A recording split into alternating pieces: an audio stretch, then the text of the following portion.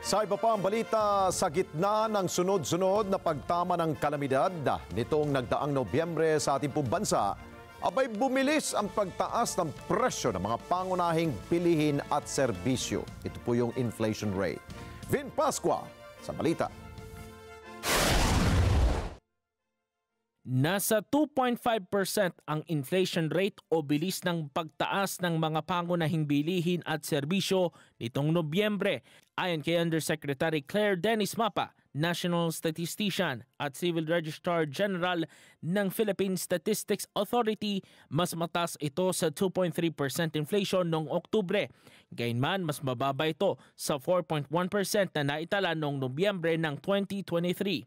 Yung nakita natin kanina sa report na yung nag-contribute dito sa pagtaas sa inflation natin sa buwan ng Nobyembre ay yung food and non-alcoholic beverages.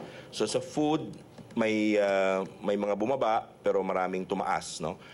Of course, yung good news natin ay yung bigas, bumaba na yung inflation rate niya, 5.1% nitong Nobyembre.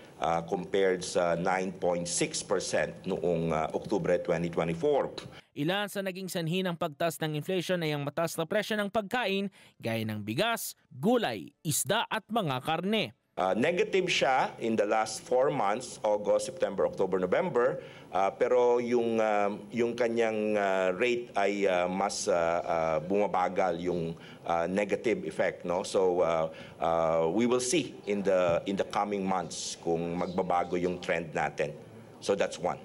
Nakaapekto rin sa inflation ng mataas na housing rental fee, water supply at LPG, maging ang restaurants at accommodation services. Sa panig naman ni National Economic and Development Authority o NEDA Secretary Arsenio Balisacan, nakikita nila na stable pa rin ang ating ekonomiya sa mga nakalipas na buwan. Sa isang pahayag, sinabi niyang naging epektibo ang mga ipinatupad na polisiya para maging matatag ang ekonomiya at ito ay kahit humagupit ang sunod-sunod na kalamidad sa bansa.